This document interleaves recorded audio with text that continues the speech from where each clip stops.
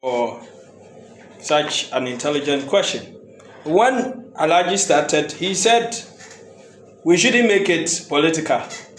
But what did he really do? No. I give some I give some backgrounds to you understand.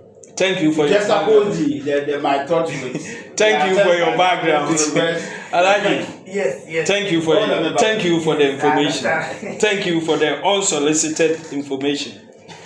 You see, all this, we have a system to ensure that people live decent lives. People get decent jobs. And the system we have chosen is democracy. Meaning that every 4 years, there must be an election. People must put themselves up. Go out there, give the people their message, their vision in a form of manifesto.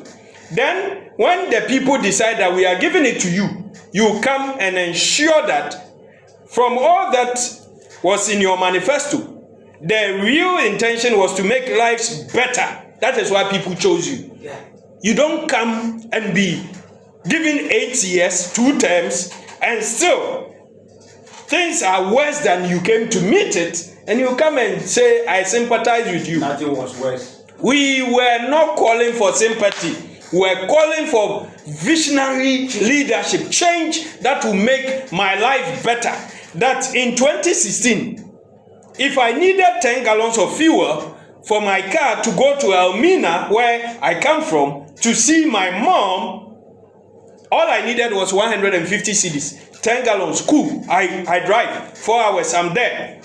I'm able to give mommy something. Now how much is it? Now I need not less than 700 cedis. What have you, for the same 10 gallons, what have you done to me? Look at the quantum change. You have made me poorer than I was before. But so it means that. But they say there are other things now. What are the other things? Exogenous factors like Russia, Ukraine, COVID. Don't forget Queen Elizabeth died. Don't forget King Charles also has been having cancer. All these are affecting us. They haven't said that. They just said COVID.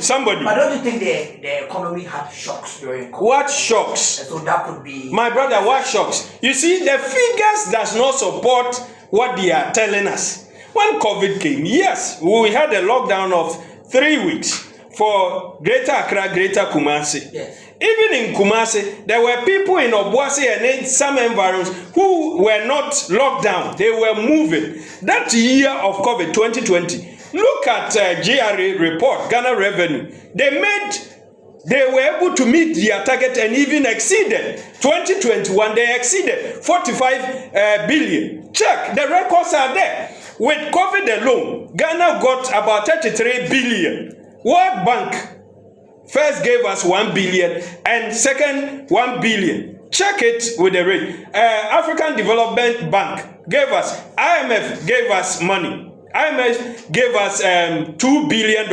World Bank gave us somewhere around over $400 million. All this money came. We asked Ken Ofori-Atta, the cousin of the president, who was the finance minister then, to come and account. He came and he said they spent 12.2 billion, and the rest of the money were put into the overall money. How do we even call it? To cater for the budget. So if COVID came, and you even got money, free money, in excess than what you spent, why should you tell me that our problems of nearly 4 years after COVID is still connected to that COVID? Okay. The figures does not support. So my brother, we are in an era where we had planting for food and jobs. Okay. Before, we didn't hear these things. How much was a ball of kenke being sold? 1 cedi.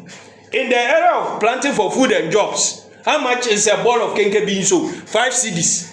Somebody called and said Banku in some areas is 7 cedis. It is true. I want to buy abetia. I thought it would be cheaper. I asked the lady. She said It's from 7 cities, 8 cities. Abetia. Where did you buy it? Maybe it depends on where you reside. I stay in Inshiaso. Should I drive to where? No, Show me a place. But Inshiaso is a prime area. So tell me where I should drive. Buy a gallon of petrol for 70 cedis and drive and go and buy a betia 2 cedis and come and eat. Does it make sense? Those of us living in Inshiaso have been living there for ages. We live decent lives. Now, in the era of one district, one factory, now the living standards and then unemployment is in the report. Unemployment is one of the reasons why people are now multidimensionally poor. But we have heard one district, one factory. What has been the impact? Those days when we didn't hear these jargons, these slogans, people were working. What happened to the banking cleanup sector? Do you know how many people were pushed into the unemployment market? Now, we have had one village, one dam. Look at the report. All the northern regions, for around 48, 47, all the northern regions. But these dams are supposed to be there to ensure that we do not have poverty. Okay. Now, one constituency, $1 million. Meaning that even all the constituencies within the north, all of them have been given 1 million. 8 years on, $8 million. Today, use 15 cedis. If you use 4 cedis at a time, it will be small. Use 15 cedis. Plenty money. All these initiatives, by my understanding, were supposed to make life better. Give us jobs, employment, and ensure that we move out of the poverty line. Okay. But today, the scorecard, as you used, of Dr. Mahmoud Bawumia is that 1 million and over people have been pushed down the poverty line. I'll come back to you. Come again. Let me take this one.